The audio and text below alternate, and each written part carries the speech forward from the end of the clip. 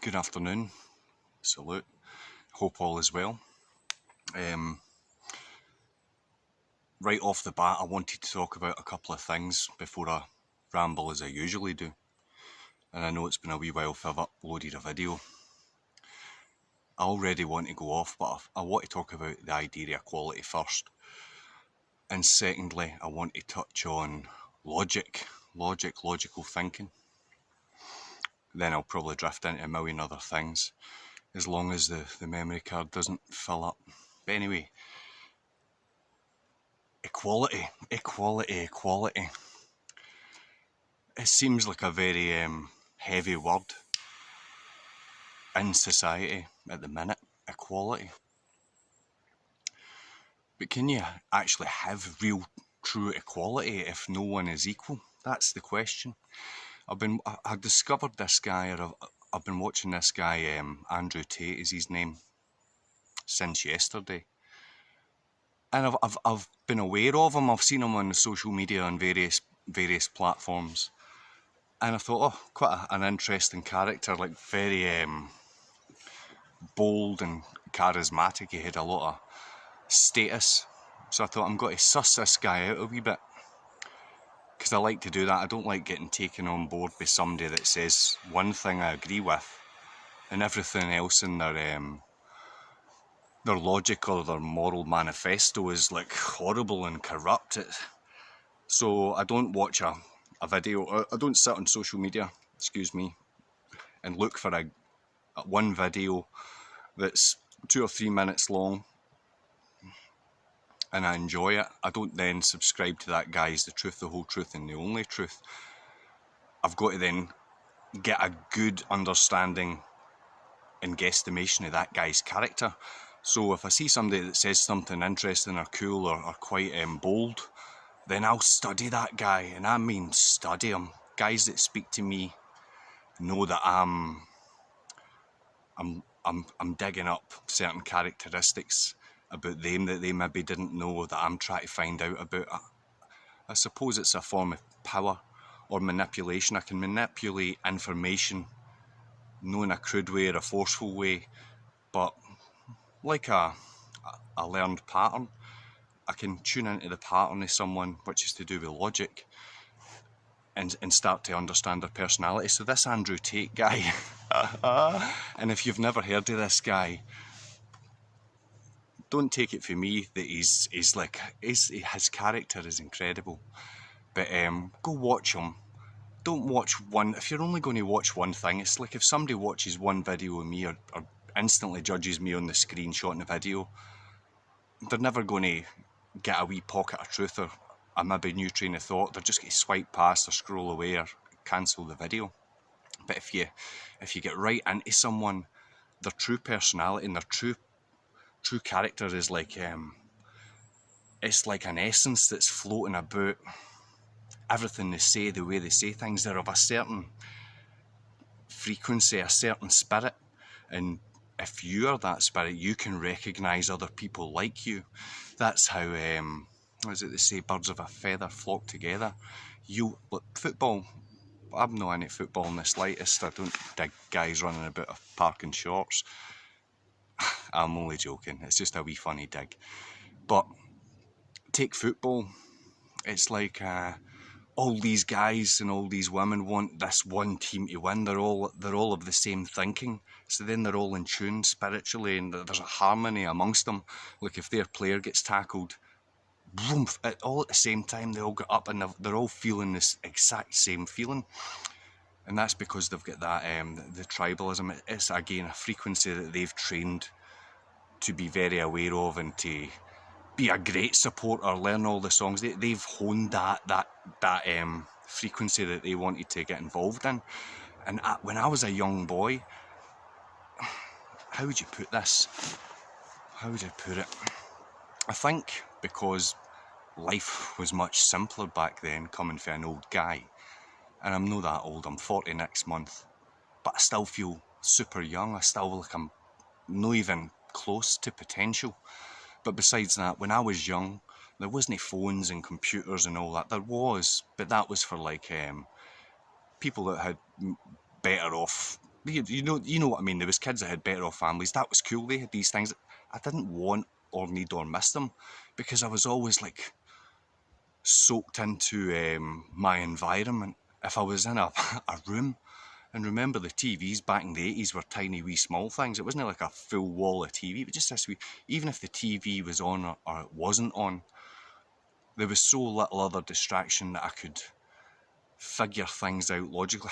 How's that TV working? Or it's running into a cable that goes into a wall. Or where's the power coming from? It must be a bigger cable that runs to somewhere else that goes to some big place that makes electricity. I was always logically thinking, and even my youngest memories, it wasn't having conversations or being in school or anything like that. It was observations. It wasn't me participating. It was me observing a situation. It could have been an argument. It could have been other kids having fun. I was always quiet but observant. So then I could understand the logic, the spirity logic, the body that I was given as a receiver to pick up all these things that we can't smell, see, touch, hear and taste. They pick that up. And if you hone or you really try and dial in to pick up that frequency within you, the things that rationalise and make sense to you, then that becomes like part of your character and your superpower.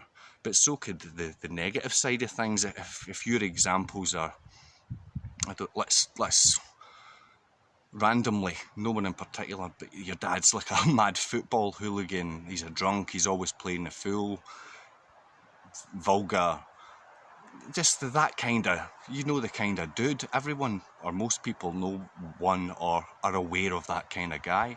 But anyway, if you're a child and that thing is there all the time, you want to be in harmony with your environment. So that kid's then learning to tune into dad singing all the songs we hate and the prejudices and all this anger and stuff. The kid becomes that frequency. So less is more. Less is certainly more. And back to equality. Nobody's equal because no one's had the same experience going from point A, being born, to where they are now, whether they're 20 or 40 or 70. You're still honing into different spirits beyond the physical. So that's what wisdom is. And if your life is just like I don't know, I'm not trying to diss people's lives. What I'm trying to celebrate is the kind of things that I see as a blessing. I'm really grateful for that. On a Tuesday, I can come up and spend a few hours in the woods and throw axes and dick about and do like simple things. Well, there's other guys out there that can't do these things. And I see it as a bit of a shame because this is awesome. When I was walking up here, and I was thinking, I need to tell these people this. When I was walking up here, I'm walking through long grass and there's nettles and there's different flowers and things all poking out at me. Like, I'm walking through this stuff, but I've got my hands out, my shades up because I want the sun hitting my face.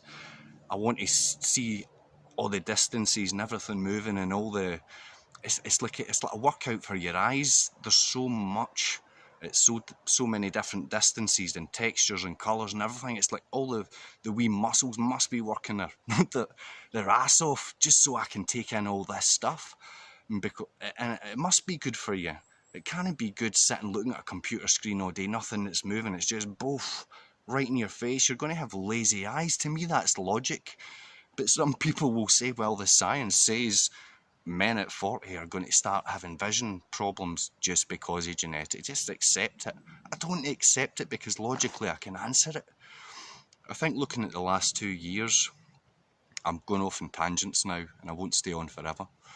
I might come back to things that I've probably forgotten. But before I do, I'm sorry to say I'm still on the monster and I'm not ashamed of it because the body is just incredible. This is nothing once in a while. A drink is nothing once in a while.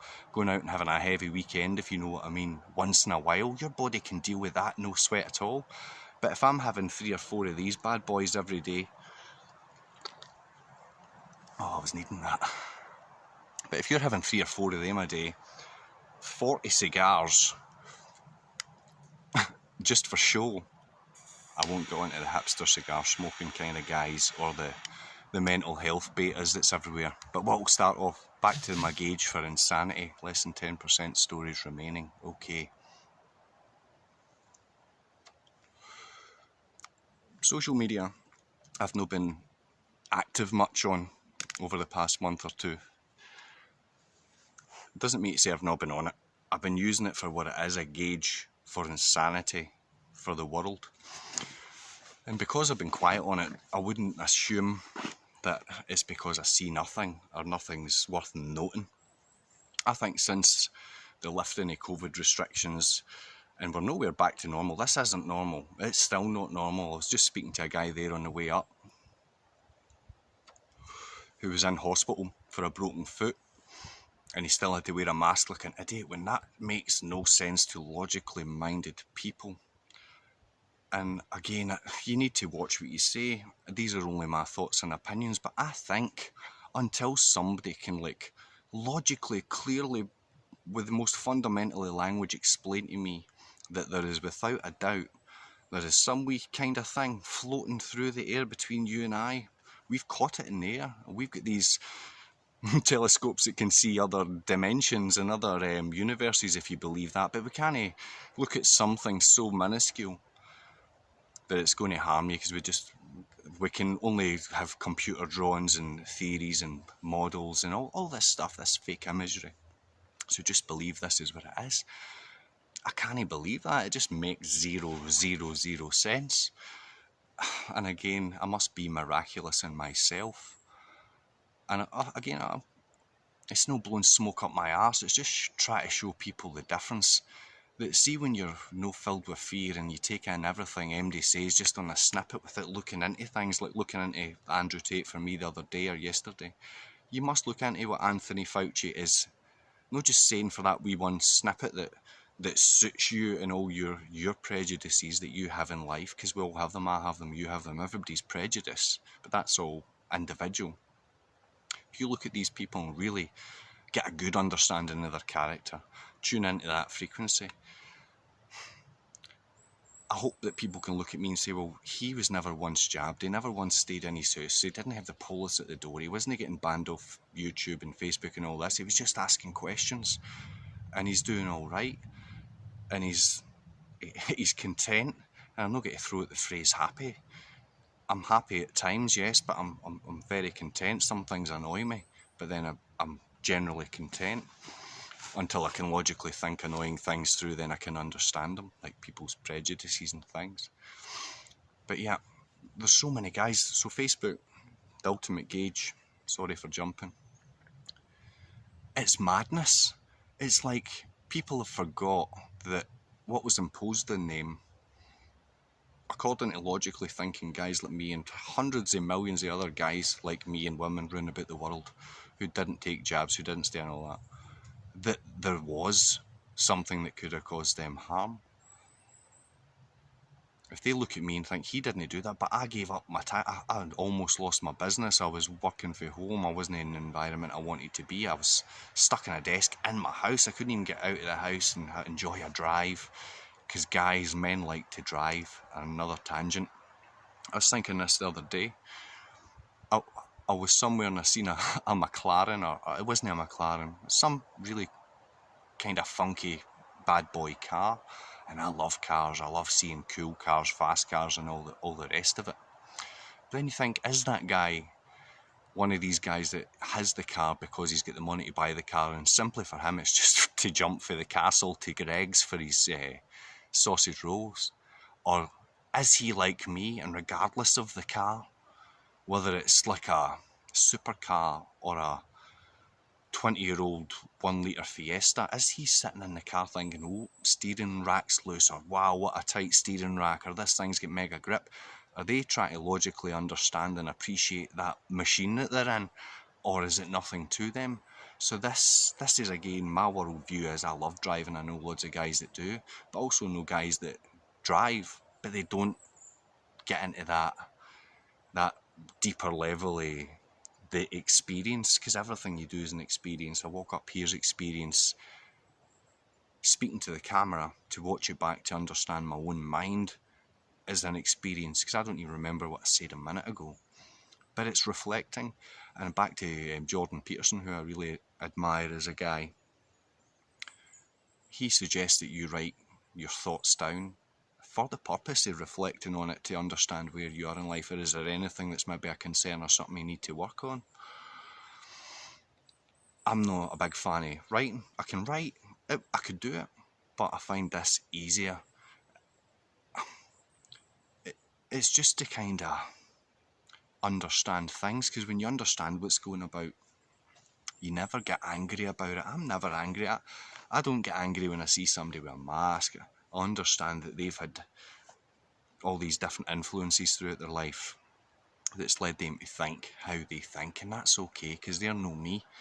But if they want to have a conversation, I would speak bluntly and boldly, and a lot of times that I can see when I annoy people, but I'm not doing it out of spite or anger. I'm just trying to influence them, manipulate them to tune into that logic, because that logic is a gift, and it's something I'm super grateful for, having logic. I love logic. But if I'm grateful, where does that gratitude go? Does it go back to myself? Am I grateful to myself? Because if it was something I already had, how could I be grateful to receive logical mindset and various other determinations, all these kind of personal characteristics? I can't be grateful to me because they were things that were given to me, because I didn't always have them. So then if something is created, there must be a creator. That's why I believe in Christian values. I believe there is one thing beyond the comprehension of the physical realm, but I believe the physical realm is just the beginning of things. And this is kind of to warm you up to get ready for the bigger picture. They're not just, I don't think a creator that could create planets and all sorts of things is just going to throw you right into the deep end. It's going to be like how we treat our young. We put them through baby steps. We teach them their ABCs and stuff, and hopefully they develop into the world where they can become independent, self-reliant adults, useful people. And I think I know, because logically it suggests that when we were created, as a creator, you don't want to see your creation destroyed. You'll start it like you would start a seed in a greenhouse. You would start it like you would start a child with the ABCs. You start it on something easy. And all these people that go on about mental health and depression and all this shit, is because they're not observing, they're not in a logical mindset, they're not present. They're in the head. It's all thought and past and present and future, all fiction, all make-believe, but they live in this rather than observing things as they are. I could talk for hours and hours and hours and ramble on, and I could possibly go back and pick out some things that I don't remember what I was tuned into at that point, or that it made no sense, I used the wrong wordage and stuff like that. And I'm bold enough to put this out for people to agree or disagree, judge, hate me, love me, respect me, whatever. I don't particularly care. It's just something that I can do. And as a man, it's like, back to the fundamental stuff, what is a man? A man does as much things as he can do. A work, a rest, a play, a fight, a love. I take time to learn and understand. You're all things good. You shouldn't be destructive in that. That's the feminine nature. No meaning this is what women do. Feminine nature and masculine nature, the duality of good and bad. The masculine trait would be good in this case, and the feminine, not the woman, the feminine is the bad. And to tell these stories, you need to give them kind of titles like that so they're tangible and understandable, like the Bible. You've got to give a story with meaning, characters. It needs to be personal to you, or if you're telling a story, it must be about things that you can explain clearly, and somebody will follow it. So if you look at the Bible, for example, the reason why it's called the battle between good and evil, it's about good and evil. And the two main characters, if you want to look at it that way, is God and the devil. Look at the similarity between the word good and God, and the similarity between the word evil and devil. It's just to embed these things into your understanding of things. The purpose of these books and this literature is good. Same with a lot of music and stuff. The intention is good, but equally there is literature and things that are bad. So you must be able to discern good from bad before you even start reading things. You must develop fundamental things first, guys. You must walk before you're running. Don't think you know it all before you've actually tested life and you've had a bit of experience, or just because I say or because someone else says. Learn to get logical and learn to walk before you run. But anyway, this is a 20-minute video. It's going to take forever to upload. Before I go and before memory runs out, I was away. I've been away a lot. I've done a lot of socialising and things. I've been here, there and everywhere all over the country. And working busily on top of that. But I was away camping recently with my family. And this is without word of a lie. I was sitting on a beautiful beach looking at a beautiful view, hills and sea and sand and people and fun and just joy and all this good stuff. And I looked up at the sky, and I'm not one of these chemtrail dudes, but I seen this plane and it had the jet stream behind it. And every time I see stuff like that, I always think of this one friend who's like really focused on this, one of many things, but this is one of the things that he speaks vocally, publicly about. Just really, he wants someone to engage with him like I do about his thoughts and stuff, just to help rationalise and understand and maybe see a different point of view before you decide this is how it is. So I looked up and I seen this aeroplane and these things, and I thought of this guy, and I needed to go to the big boys' room. And as I was walking to the big boys' room, this car was approaching through the campsite, and I seen a couple of hands waving at the windscreen, and I'm instantly, first assumption is there's someone behind me, that because I don't know these people. I'm 200 miles away from home. I don't know people up here. And as the car slowed down, the window went down, I recognised the driver. It was a guy I've known for many years. I've sweated and screamed with this guy in a gym. I've got a good understanding of this guy's personality. And just through circumstance and just life, we've not seen each other for a long time. This was the aeroplane dude. The guy that has these strong views, and I keep an eye on him on social medias and stuff and like that, and I listen to what he's got to say. But it was the very same guy, hundreds of miles away from home. Boom, here he is. So we greet each other. Great to see him. Just some of the things he said. You know, this is a guy who you wouldn't believe some of the things that would come out of this guy, is just simply based on prejudice of the appearance. He's a muscle. He's just a walking muscle with a face. He's just a huge dude. And your first assumption, what an intimidating guy. This guy's probably like just a one-dimensional meathead attack machine, but he's such a complicated guy on tons of different levels. And his new girl, a beautiful lassie, really nice personality, seemed sincere and stuff for the brief moment I got to speak to her. But I was so pleased for this guy, and I was so happy to see him. And there was something that happened there. Is that a coincidence? Would you put money on that ever happening? I don't think so. I don't know what it is. I'm bold enough to say I don't know what that was. But then he said to me he was doing some sort of kind of spirit box technology whilst he's been camping around Scotland with his girl. And the previous day, or recently, the box, it's all static and stuff if you're into that, and it picks up different frequencies or things that kind of mix in and out of the frequency that device is tuned into. And it picked up the words pass and John. I believe it was the day before we met, and he was telling me this, and I'm telling him about the aeroplane. And it's a kind of magic. There is something there. There is something. I was receiving that. I was going to be in this guy's company because we've meshed to some degree or another.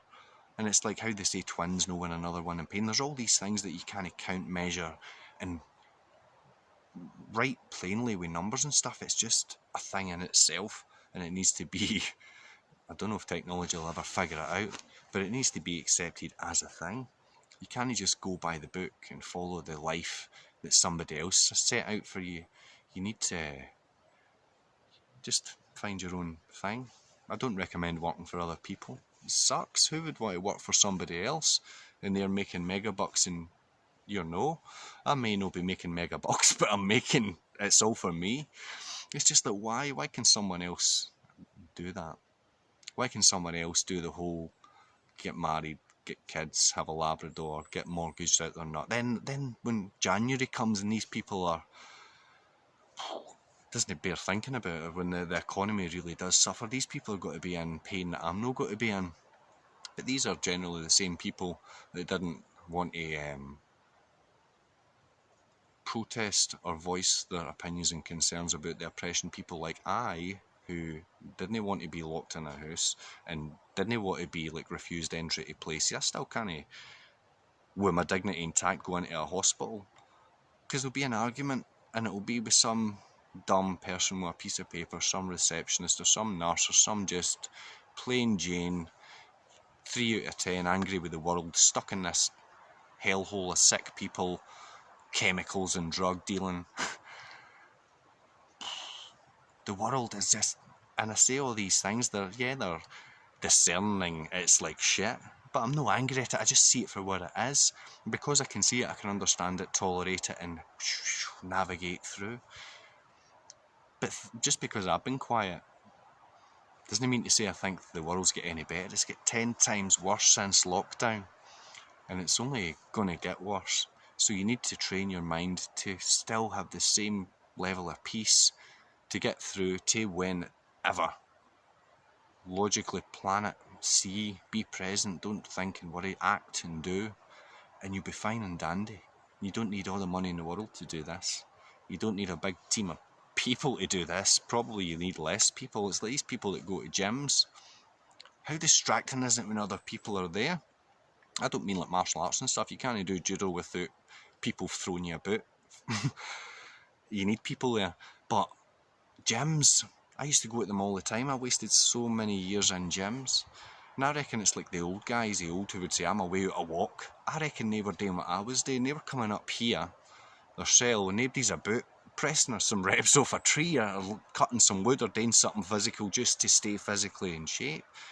No going peacock a bit of jam and all this kind of carry on. You've either got it or you've no.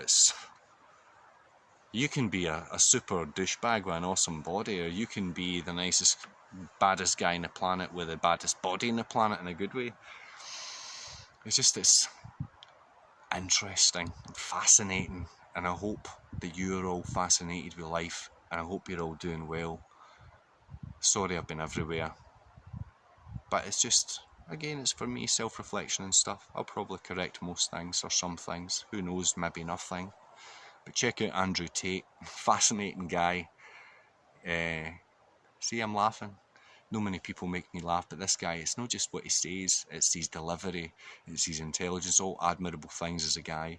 As a guy, don't respect fools and vulgar people and angry people. I can, to a degree, but the more I see these weaknesses in character, the less I can put them in some sort of order of who am I going to listen to, who am I taking advice from. As I've said in previous videos, never ever ever take advice from somebody who's angry or who doesn't have their life together. They're not going to tell you how to fix your life, and their life's a mess, and they don't have genuine peace and happiness and contentment. They're always trying to get something else to fill a hole. The person's full of holes. Go to people that have got they're together, they're complete, they're missing nothing. That should be the environment. Because if, like that Andrew Tate said, if you're in a room with guys that are all buff and fit, and you're the fat guy, you're going to be motivated by these people to say, Ken, what? I'm going up to the woods, do some reps against the trees, cut some wood. I'm going to get in shape. I'm going to be one of these guys. If you hang about with fools and bums and drunks and pointless people that moan about their stuff all the time, that's going to be you. You might sit and then moan to your girlfriend or your wife or whomever about, oh, this guy, one of your friends, they're doing this and they're doing that, and it's so negative. Great if it's so positive, that's how it should be, but in a lot of cases, in a lot of observations I make, I see guys that they would do so much better. They've got the potential and such a better group of other guys to be an awesome dude. It might be cool that they're okay, that they're managing through life, but their life would be so much better if they had some more influential, good guys run about them. No women telling them to be emotional. No, that's all pop culture and stuff. All that wee MMA guy, Paddy the Baddie, saying, oh, just talk about your feelings. Why? So you can be like a woman? you make observations and logically determine them, understand them, and fix them. The feelings are the thoughts that are in the present, or sorry, that are in the future and in the past. You're removing yourself from the present moment. It's ridiculous. Get in touch with your feelings. But anyway, feelings is another 2-hour story. But anyway, that's been 30 minutes. God bless everybody. I hope you're all well. And just keep,